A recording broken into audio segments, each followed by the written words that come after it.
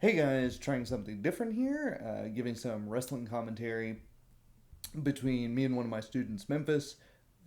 This is a lazy Sunday roll, and the first time in a long time since I've been back out. It's been like 2 months since I had last wrestled, so excuse my laziness.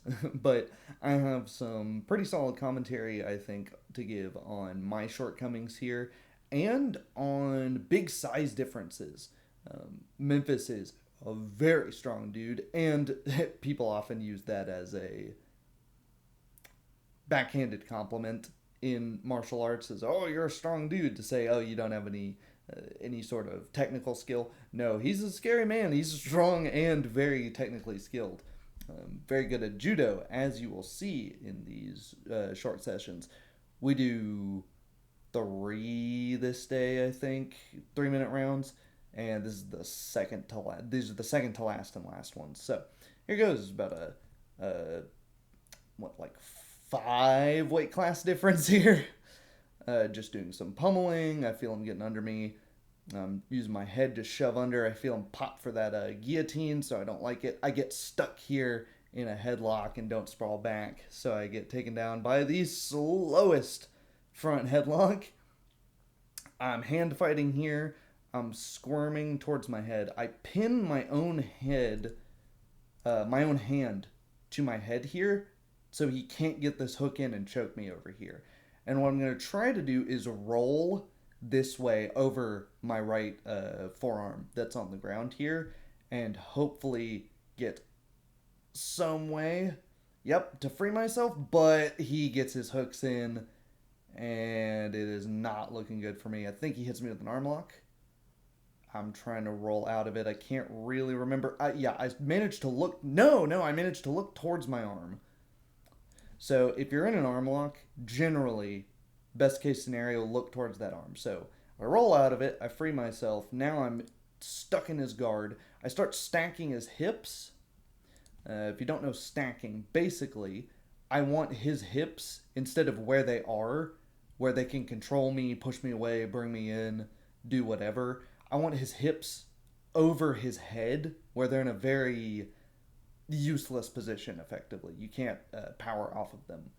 I basically want to fold him in half. So I'm trying to get up on my feet and walk his hips forward. Easier said than done. You can see my foot is flat out here trying to drive forward. And yeah, no. Nope. I'm just stuck trying to hand fight here. I'm getting put in a weird rollover position. Roll out of that arm lock, so I roll over. Now I'm in his mount. This is a bad position for me. This is a high mount. So mount is often talked about as just one position. Mount is not just one position. Mount is a lot of positions. But for the sake of this, we just need to know about two. There's a low mount, which is where they are straddling your hips. And there's high mount. He's on my chest right now. When they're straddling your hips, you can do the most basic mount escape, bridge and roll. If I bridge here, which I try to in a second, I'm going to go nowhere. My hips go straight up into the air. They don't even touch him. They do nothing. I can't bridge off of my chest. I would need to use my elbows or my shoulders, I guess. But that would be incredibly difficult. I would need to be much stronger than I am, because I've got 200 plus pounds sitting on my chest right now. Not a great position to be in. So let's see what happens. Yeah, we've got, and that's why I remembered that, because we got a guy saying hip thrust. Uh, yep. Memphis grabs a wizard here as I'm hand fighting. I'm putting my hands in his armpits, or the crooks of his arms, to try and. He's putting me in an armbar. I frame up on that leg to try and generate space. He swings it around. I can't look towards his head, towards my own arm, because he's blocking it with his heel here. I can't roll to try and escape it either, which is what I start trying to do here, because again, he's controlling my posture here.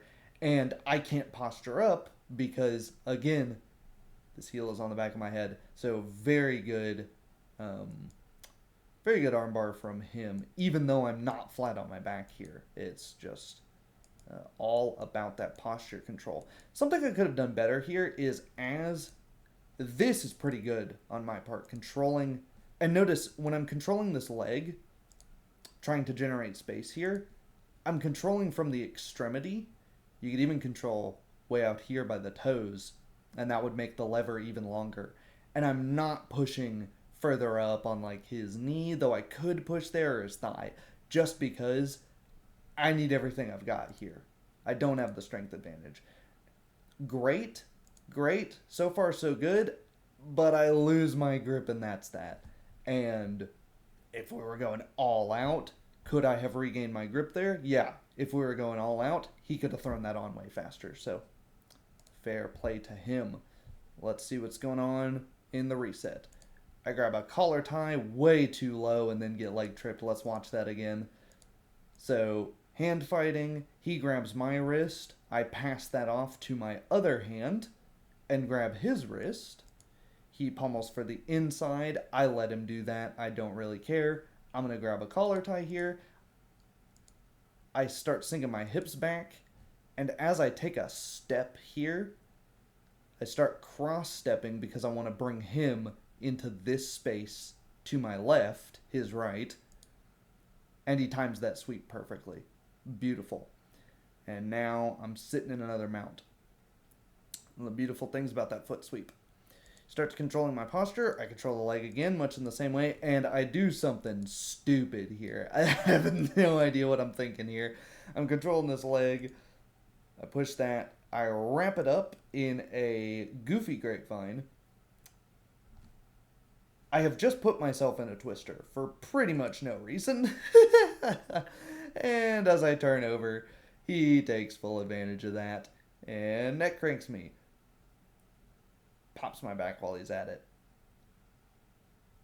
Yeah, I think what thought I was going to do is do some goofy like rollover, and then I would have the truck position on the other end of it. I think here for a second my hips are too high, and boom. Hits me with that very graceful arm toss. Let's see what position my hips are in here. Here my hips are definitely too high. I start lowering my hips because I feel that my hips are too high, but they're still too high. This is more similar to the position that the wrestling masters in Ringen, the historical German war wrestling, would have you take. You wouldn't get as low as a modern day collegiate or high school wrestler does, simply because they can strike you. This is for war, right? We're not doing strikes right now, but it's a context to be thinking about. So you don't want to be, in a line with the guy's knee where a super inflexible guy can even knee you in the head. No, you want to somewhat be aware of that. You also don't want to be standing straight up. Fabian von Auerswald even says, first thing, observe your opponent. If he approaches you high, you have nothing to worry about.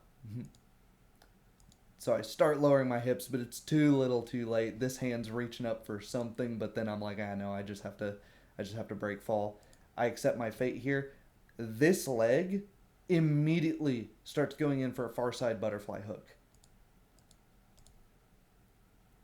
When you've accepted your fate on these falls, sorry I'm pausing the video a lot, I'll just roll it back and play the whole thing together. When you accept your fate on these falls, you can start planning a step ahead and start thinking, right, I failed the takedown, the stand-up portion of the fight. Can I regain the ground portion of the fight?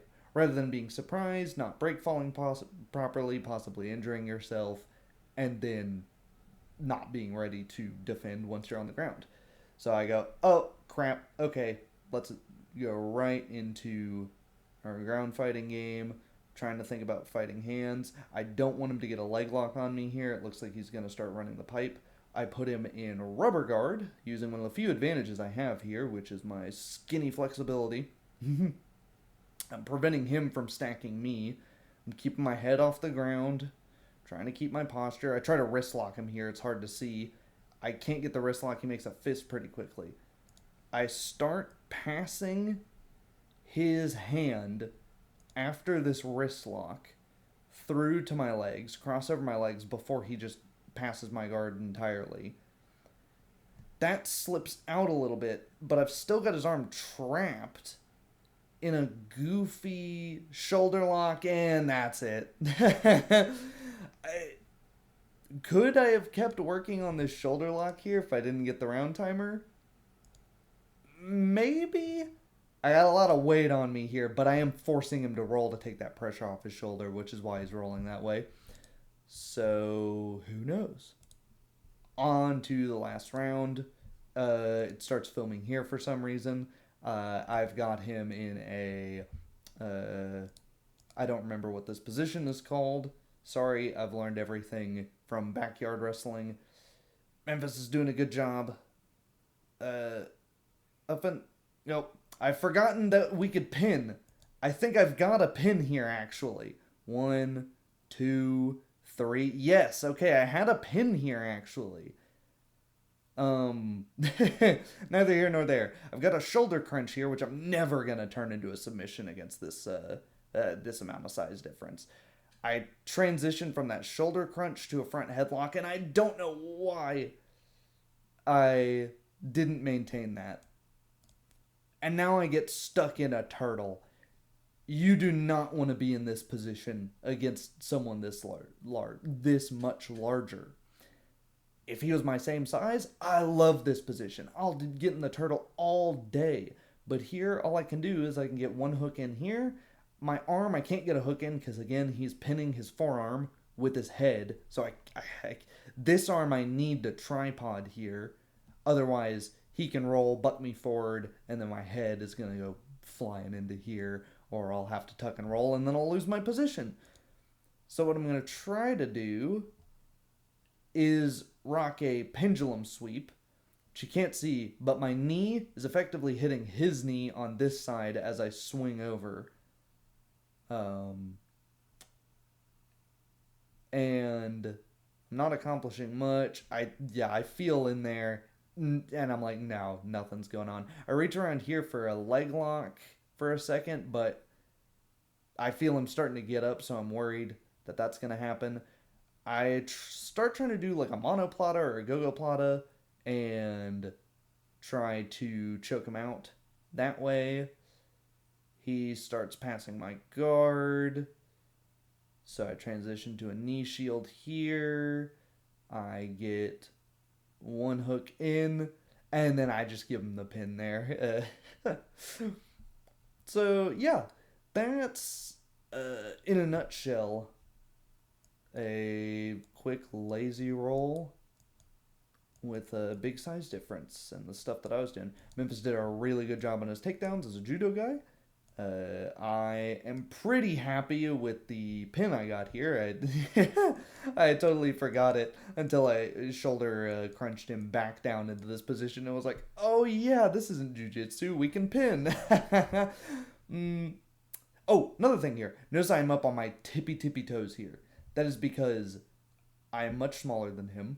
I want absolutely all of my weight driving into him so that he has to struggle against this. Memphis was breathing notably, I won't say like really hard, but he was noticeably out of breath. So I'm pretty happy that I was actually able to at least tire him out, even if I did only get one that I didn't count. But that is what it is. That was a great time. Let me know if you'd like to see more of this stuff. Hopefully some sword stuff on the way. Just didn't think to record it that day at all. Thanks for watching. See ya.